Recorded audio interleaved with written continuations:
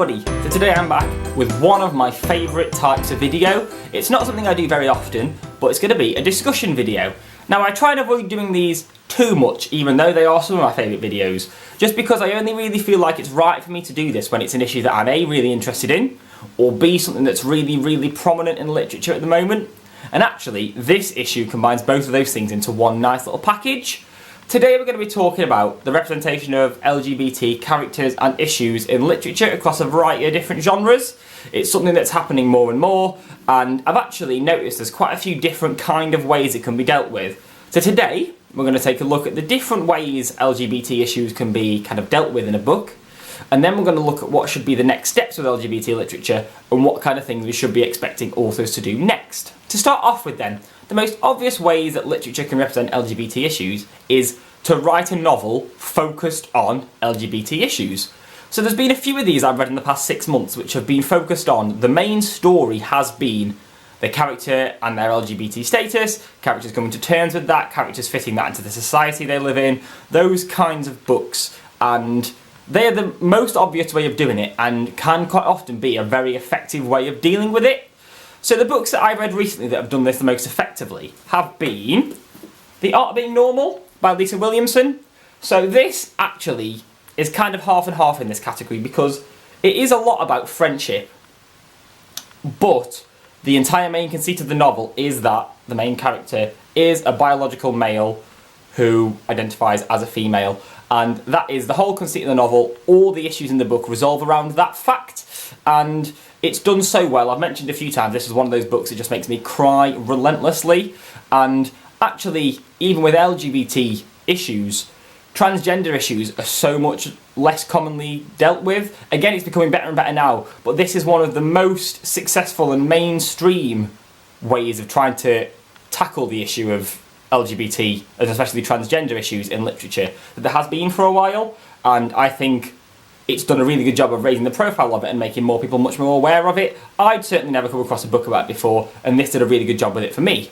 The other one is Garth Greenwell, What Belongs to You. So I've read this really recently, and this is a completely different kind of representation of LGBT, and that it is about a middle-aged gay man, formerly American, moves to live in Bulgaria, and basically he has an encounter with another gay man in a public toilet, and it's just about their relationship and how it unfolds from there. But it is basically entirely steeped in the author and his status as a gay man, how that fits in kind of gay culture and gay society, and also kind of representations and how gay relationships, and especially this kind of more sordid gay relationship, is kind of taken within society. I'd not read really any adult fiction that deals with these kinds of issues. Never been, either the whole concept of the novel hadn't appealed to me, or B, it just hadn't done it in the most appealing way. But this, because it deals with a slightly unusual format of the issue, and because it's so well written, it gets such good reviews, I thought I'd give it a go. And it's really interesting to see that represented. It's almost a YA treatment of LGBT issues, but in an adult novel with some very adult content. But it's just interesting to see that it is kind of seeping across that boundaries, and that mainstream adult fiction is also tackling the issue head on. So it is great to see that more and more books are tackling LGBT issues as the main plot of their novel. But actually for me, those quite often aren't the best ways of doing it. I feel like that is the first foot in the doorstep, is to have a novel that deals with gay issues so overtly like that. But actually, I think what LGBT fiction should be aiming for is to get to a point where a novel just has an LGBT character in it, and that's about it. And these next few books start to deal with that. So these next few books are books with LGBT characters, but where that's not the main plot of the novel. So in all of these cases, the fact that the character is LGBT does have a bearing on the book, and it's not an inconsequential part, it is a part of the plot, but it's not what it's about in any of these cases. So I'll show you the first example and you'll see what I mean. The first one I'm talking about is More Than This by Patrick Ness. So I've talked about this a lot as one of my favourite books, and in this, the main character is pretty much quite overtly from the start a gay teenage boy, and it does delve into his relationship and how his past relationship is affecting where he's at now, but it's not about that. It's about basically the guy in the first chapter, drowns in one of the most horrifying deaths I've ever read in a book, and wakes up in a kind of post-apocalyptic version of his real life. And it's all about how that unfolds. Why is he woken up there? How has he ended up there? What things have happened in his real life that have contributed to what's going on? And yes, him being gay and how that affects his family and his relationships is one of those things, but it is just one of those things. And it's done so well that it just treats it as kind of just another aspect of his life, not the defining aspect of his life, and that's what does it really well. Similarly, it's the same kind of issue with I'll Give You the Sun by Yandy Nelson.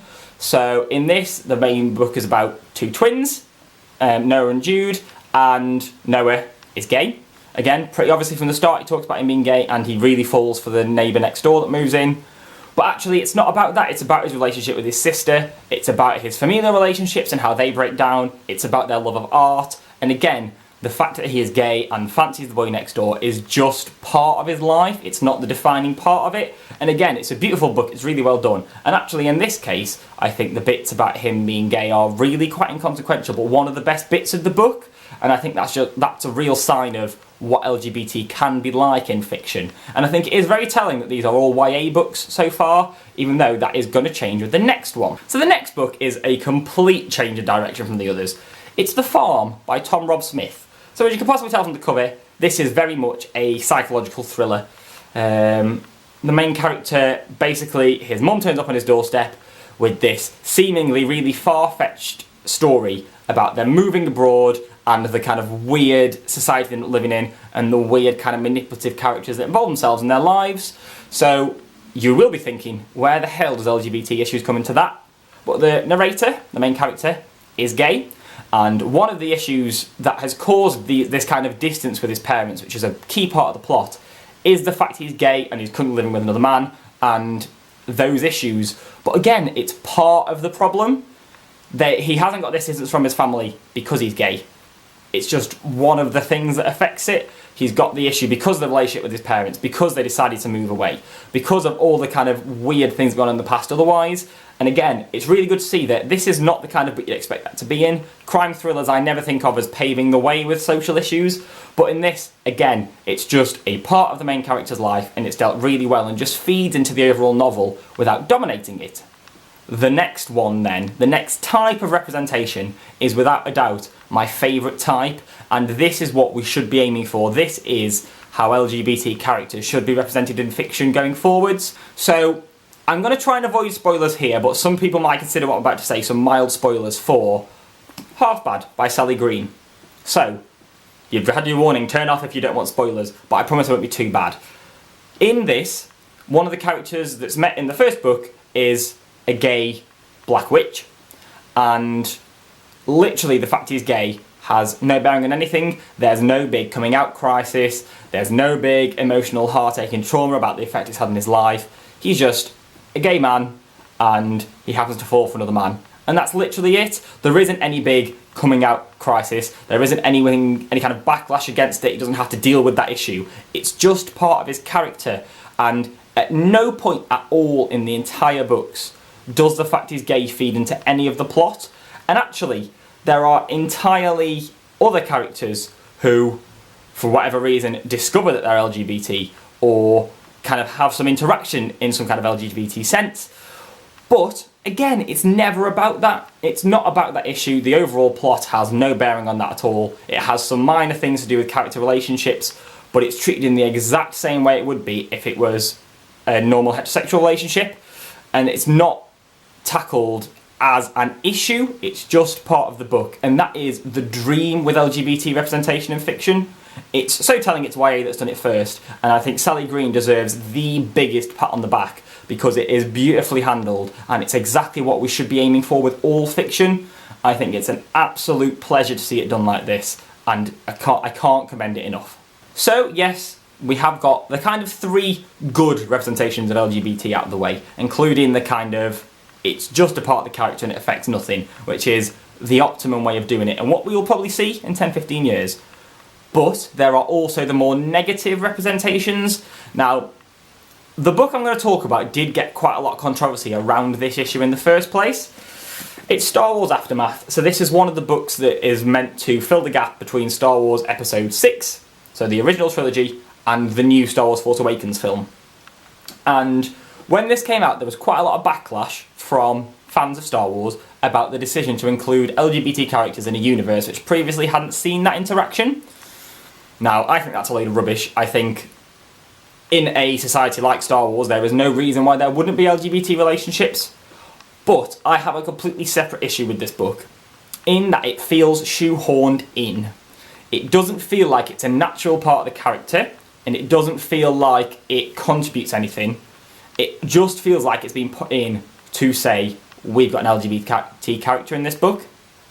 What I mean by that is, basically, there's one or two really throwaway lines about one of the characters and his, I can't remember if it's boyfriend or husband, that they really stand out as glaringly almost trying to be accepting about it. And I just feel like if the character had been a heterosexual character, that wouldn't have been mentioned. It feels like the characters' relationships outside of the story are not touched on at all, apart from in those one or two sentences.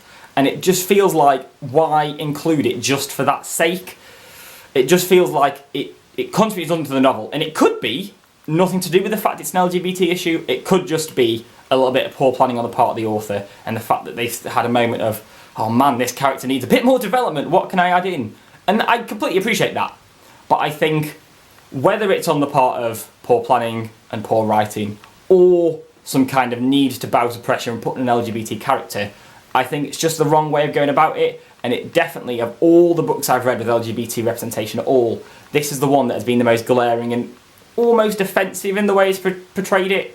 And it's disappointing to see that happening, especially in such a prominent piece of fiction like this. This was hugely popular because of the Star Wars link, and I think Star Wars has always been really interesting in contributing to whole different ideas, and it's just fallen a bit flat with this one. So I'm intrigued to see what anybody else thought about this, anyone that's read it. Did you see it an issue, or did you think it was just a kind of natural inclusion? For me, it just jarred a bit, but I'm really interested to see what everybody else thought. So there we have it. That is my thoughts on LGBT and fiction, where it is now, where it should go, what the best ways for it to go are.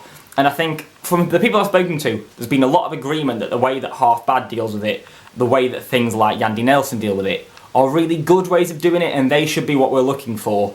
I mean, not to take away from LGBT fiction that focuses solely on that issue, that is great, and I think that's something that can continue to be really strong. But for me, that doesn't bring the most joy to it. I feel like it's a little bit less natural that way, and I prefer just reading a book that is about something completely different, a fantasy book, and all of a sudden, bam, one of the characters is gay, bam, they've got a gay relationship, but it's not a big part of it. That joy of having that just included really naturally, that's what we should be aiming for. But I'm really intrigued to see what you guys think. I know this is one of those issues that in the past few years has got more and more prominent as more and more books about this have been released.